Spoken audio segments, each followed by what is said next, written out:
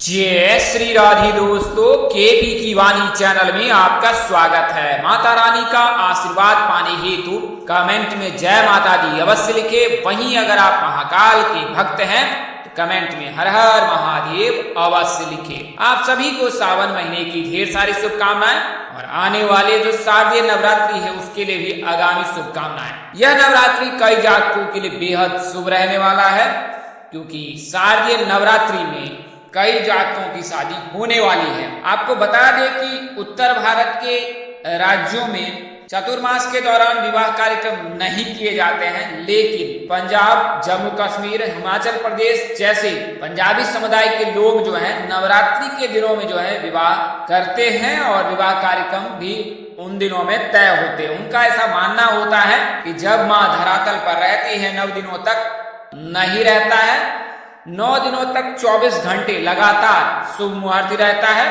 और यकीनन इसमें कोई दो राय नहीं है, जब माँ धरती पर पधारती है, आती है, तो सभी प्रकार के दुख शोक दूर होते हैं, साथ ही अशुभ प्रभाव भी दूर हो जाते हैं। तो वातावरण में केवल माता रानी के जयकारे ही होते हैं और पूरा जो है भुवन वो भक्तिमय हो जाता है माता रानी के हित। माँ ममता के सागर हैं और माँ जिन पर कृपा बरसा देती है उनकी किस्मत बदल जाती है। और ऐसे जातक जो लंबे समय से प्रयत्नशील है शीघ्र विवाह हेतु, तो उनको शारदीय नवरात्रि में अवश्य ही सफलता प्राप्त होगी और सावन में उनके संकेत मिलने भी लगे हैं। तो इस वीडियो में आपको 5 राशियों के बारे में विस्तार से बताऊंगा, कैसे उनके विवाह के योग नवरात्रि में बन रहे हैं। तो विस्तार से जानेंगे उससे पहले मैं आपको बता दूं कि अगर आप केपी की वाणी से संपर्क करना चाहते हैं, अपनी कुंडली का विश्लेषण कराना चाहते हैं, विवाह की जानकारी प्राप्त करना चाहते हैं, तो हमारा संपर्क नंबर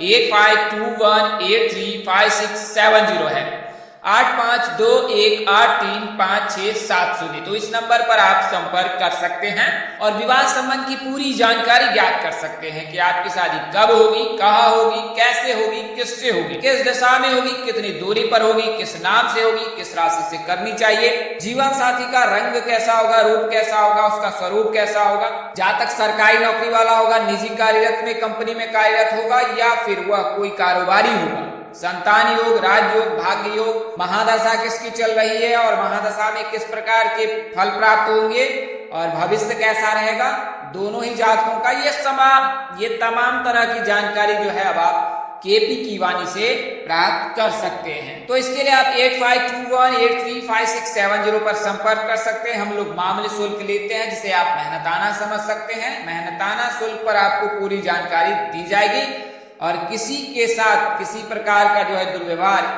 अर्थात पैसे लेकर काम न करने की व्यवस्था बिल्कुल नहीं है। आपको पूरी काम जो है वो करके दिया जाएगा और अगर आप कुंडली बनवाना चाहते हैं तो कुंडली बनाकर भी दी जाएगी। अगर आप मौखिक फोन पर जानकारी प्राप्त करना चाहते हैं तो फोन पर भी जानकारी प्राप्त कर सकते हैं या सकती है। तो आप एक बार अवश्य केपी की वाणी से संपर्क करें। वहीं अगर आप जातक की कुंडली मिलान कराना चाहते हैं, लड़के या लड़की की, तो भी आपका स्वागत है, आप कुंडली मिलान करा सकते हैं और पूरी जानकारी ज्ञात कर सकते हैं। तो आइए वीडियो में आगे बढ़ते हैं। तो जैसा मैंने आपको बताया है कि शारदीय नवरात्रि में 5 राशि के जातकों की सगाई और शादी के योग बन रहे और सावन में उनकी सगाई हो जाएगी। तो ये कैसे संभव है उसके बारे में विस्तार से बताऊंगा। तो पहले आपको बता दें कि वर्तमान समय जो ग्रहों का खेल है कुछ इस प्रकार से है। ग्रह ही विवाह के कारक होते हैं। शुभ ग्रह से विवाह शीघ्र हो जाती है और अशुभ ग्रह रहने पर शादी में देर होती है। शुभ ग्रह बुध, गुरु, शुक्र, रवि को कहा गया है और चंद्र को कहा गया। वहीं अशुभ ग्रह मंगल, राहु, केतु, शनि को कहा गया। मंगल, राहु, केतु, शनि के रहने पर शादी में देर होती है और शुभ ग्रह के रहने पर शादी जल्द हो जाती है। लेकिन जब ग्रहों का गोचर होता है तो जिस राशि में ग्रह का गोचर होता है उस राशि के जातक के शुभ योग बनाता है। तो वर्तमान समय में शुक्र का गोचर सिंह राशि में, आने वाले समय में कर्क राशि में, फिर सिंह राशि में होंगे। और वहीं जो है मंगल जो है वो 25 जुलाई से लेकर 1 अक्टूबर तक जो है वो सिंह राशि में ही रहेंगे। इसके अलावा सूर्य का गोचर भी सिंह राशि में होगा। गुरु जो है मेष राशि में विराजमान है और राहु केतु जो है, राहु तो जैसा आपको पता है मेष राशि में ही है, केतु वर्तमान समय में तुला राशि में है। तुला राशि के 7वें भाव में गुरु की भी दृष्टि है।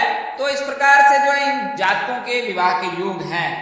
हालांकि गुरु चंडाल दोष के चलते जो है जीवन में परेशानी आ रही है मीन राशि के जातक, तुला राशि के जातक, मेष राशि के जातक, लेकिन आने वाले समय में आपका भाग्योदय होगा और आपकी अवश्य किस्मत बदलेगी। पन्ने सूत्र में भी आप अवश्य ही बनेंगे। तो मंगल के राशि परिवर्तन से 1 अक्टूबर तक जिनके सगाई तय हो सकते हैं, सगाई हो सकते हैं, 2 महीने में तय हो सकते हैं शादी, उसकी जानकारी दूंगा। और फिर शारदीय नवरात्रि 15 अक्टूबर से शुरू होकर 24 अक्टूबर को समाप्त होगी।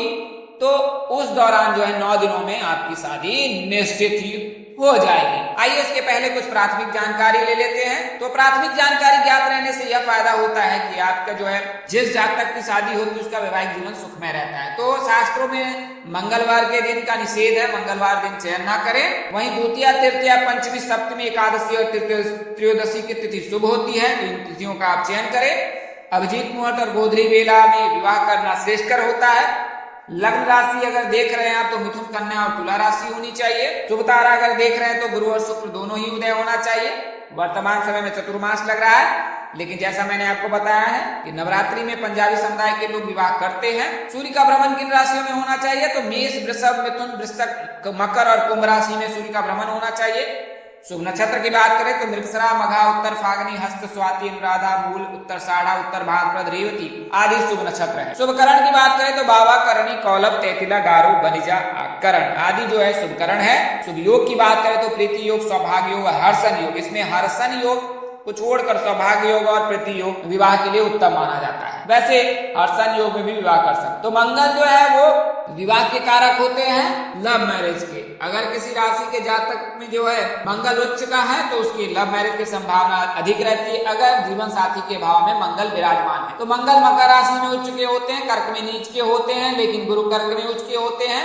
इसके लिए कर्क राशि के जातक के लिए भी शुभ योग बना रहा है मंगल के निम्न के रहने के बावजूद भी गुरु के उच्च रहने से। हालांकि अगर कोई जातक मांगलिक हो जाता है तो वैवाहिक जीवन में परेशानी आती है, तो आप जो है तब तक मंगला गौरी व्रत अवश्य करें। मंगला गौरी व्रत करने से जो है मंगल का प्रभाव कम हो जाता है, समाप्त हो जाता है। अगर पर्याप्त समय तो सावन के महीने में जो है मलमास को छोड़कर जो है आप मंगल दोष का निवारण करा ले, अन्य कोई दोष लगाए तो उसका भी निवारण अवश्य कर ले। मंगला गौरी व्रत के दिन जो है ओम गौरी शंकराय नमः मंत्र का जाप करें। श्रृंगार का सामान विवाहित स्त्रियों को दे। अविवाहित स्त्रियों को अगर आप श्रृंगार का सामान देते हैं तो शुक्र मजबूत होता है। अगर कोई अविवाहित स्त्री जो है या लड़की वो श्रृंगार का सामान भेंट स्वीकार नहीं करती है तो आप जो है किसी दुर्गा मंदिर जाकर जो है माता रानी को जो है सभी श्रृंगार के सामान अर्पित करें, लाल चुनरी उन्हें अर्पित करें, तो इससे जो है शीघ्र विवाह के योग बनते हैं। सावन के मंगलवार के दिन मसूर दाल का दान करना भी ज्यादा श्रेष्ठकर होता है, तो इससे जो मंगल का प्रभाव कम हो जाता है। और अगर एक बार मंगल कमजोर हो तो बहुत दिक्कत आती है, अगर मांगलिक जातक है तो भी दिक्कत आती है। तो 15 अक्टूबर से लेकर 24 अक्टूबर के मध्य जो है 5 राशि के जातक की शादी निश्चित हो जाएगी। 2 महीने में उनकी सगाई के योग है, शादी फिक्स होने के योग है। सावन यानी 29 अगस्त तक सावन है तो 2 महीने में शादी निश्चित ही फिक्स हो जाएगी। तो ये जो 5 राशियां हैं वो क्रमशः इस प्रकार है। आइए उसके बारे में जान लेता हूं। तो पहली राशि मेष है। मेष राशि अगर आप अल्फाबेट से जानते हैं तो ए नाम के जातक, एल नाम के जातक, ई नाम के जातक, अगर आपका इन नामों से योग है तो नवरात्रि में शादी के 100% योग है। आपकी राशि स्वामी मंगल है, आराध्य देव हनुमान जी है, हनुमान जी की पूजा उपासना कीजिए। लाल रंग वस्त्र धारण कर मंगलवार के दिन लाल चीजों का दान करें तो आपको अवश्य फायदा प्राप्त होगा। शादी के योग जो है दक्षिण दिशा में बन रहे हैं, अधिकतम दूरी 200 किलोमीटर हो सकती है। बात करें नाम की तो PRM नाम के जातक के साथ कन्या सूत्र में बंधने के योग बन रहे हैं। अगली जो राशि है वो कर्क राशि है। इनका नाम अक्षर ह से होता है, H से होता है। इनकी राशि स्वामी चंद्रमा है, आराध्य देवी शिव जी है। भाग्यशाली रंग इनका दूधिया है, भाग्यशाली अंक 4 है। राशि धातु लोहा, चांदी, तांबा है। राशि शुभ रत्न मोती है। राशि स्वभाव चर है। राशि अनुकूलवार सोमवार, मंगलवार तथा गुरुवार है। राशि अनुकूल रत्न मोती, पुखराज तथा मूंगा है। अनुकूल दिशा आपके लिए पूर्व एवं दक्षिण है। राशि तत्व जल है जबकि राशि प्रकृति कफ है। शादी किस दिशा में होगी? तो अगर आप कर्क राशि के जातक हैं तो उत्तर और पश्चिम दिशा में विवाह के योग बन रहे हैं। किस नाम से हो सकती है? तो एल नाम के जातक, एस नाम के जातक, जी नाम के जातक, एम नाम के जातक के साथ आप कन्या सूत्र में बन सकते हैं। अगली जो राशि है वृश्चिक है। मंगल के चलते वृश्चिक राशि के जातकों के लिए भी शुभ योग बना रहा है।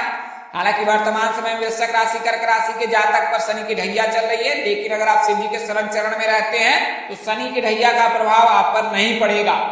आप रोजाना जल में काले तिल मिलाकर शिवलिंग पर शिव का अभिषेक करें। गंगा जल में काले तिल मिलाकर, अन्यथा आप सामान्य जल से भी अभिषेक कर सकते हैं। राशि स्वामी आपके जो है मंगल है, आराध्य देव आपके भी हनुमान जी हैं। रोजाना हनुमान चालीसा का पाठ कीजिए, आपका अवश्य कल्याण होगा। इसके अलावा हर मंगलवार के दिन जो है हनुमान मंदिर जाकर लाल चूड़ा या फिर आप सिंदूर हनुमान जी को अर्पित करें। ए नाम के जातक, एस नाम के जातक, जी नाम के जातक के साथ कन्या सूत्र में बंधने के योग बन रहे हैं। अगली जो राशि है वो सिंह राशि है। तो शुक्र का गोचर सिंह राशि में सावन के महीने में रहेगा।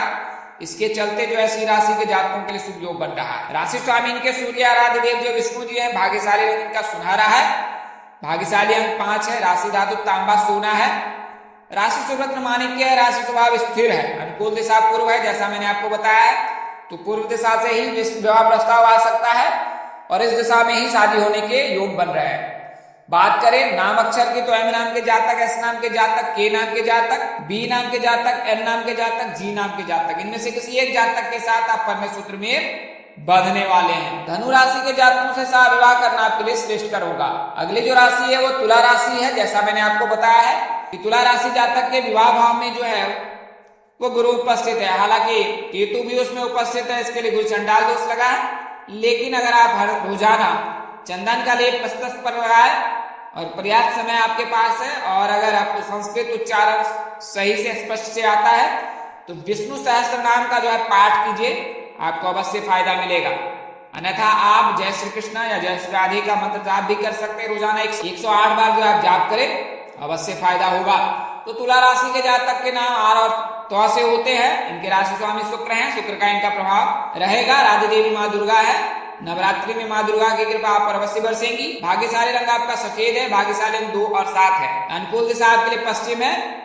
राशि को रत्न हीरा धारण कर सकते हैं अगर आप रत्न धारण करना चाहते हैं। हालांकि केपी की वाणी इस तरह की जानकारी नहीं देते हैं, तो आपने ज्योतिष प्रकांड पंडित से सलाह लेकर ही आप रत्न धारण करें। शादी दक्षिण और पश्चिम दिशा में विवाह के योग बना रहा है। एस नाम के जातक, जी नाम के जातक, एम नाम के जातक या पी नाम के जातक के साथ आप कन्या सूत्र में बंध सकते हैं। सिंह राशि के साथ अगर विवाह करते हैं तो यह ज्यादा उत्तम होता है। तो आज के लिए इतना ही। अगले वीडियो में फिर मिलेंगे।